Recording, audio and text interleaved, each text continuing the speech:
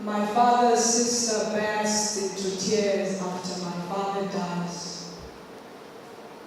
I think she's being dramatic. I do not understand why she weeps.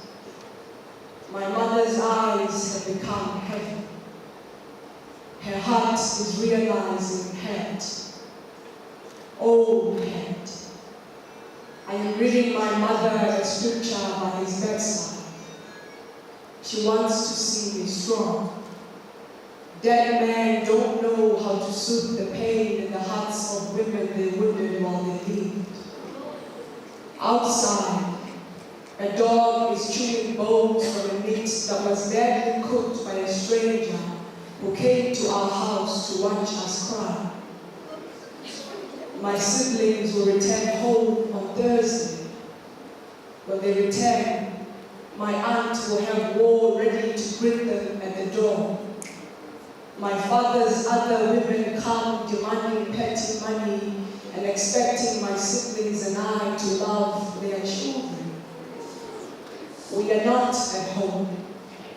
We have never been at home. My father drank the bottle and the liquor in it, but his chest had broken things way before then. No one speaks of the past in my house. Even the war and pain at hand is not spoken of.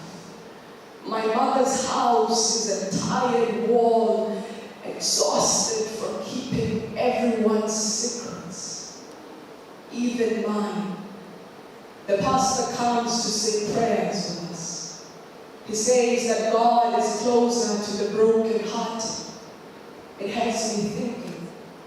I suppose he has enclosed my entire childhood. But why haven't I felt it?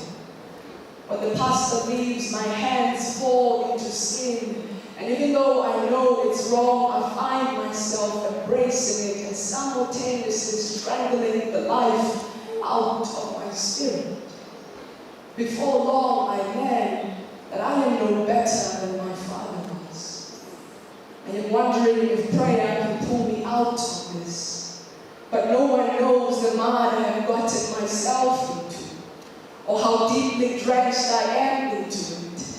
But isn't that what grief does? Make us forget that we are not the only ones drowning, not the only ones unimpressed with life.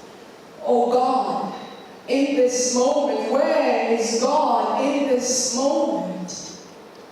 But He's there. He's always there.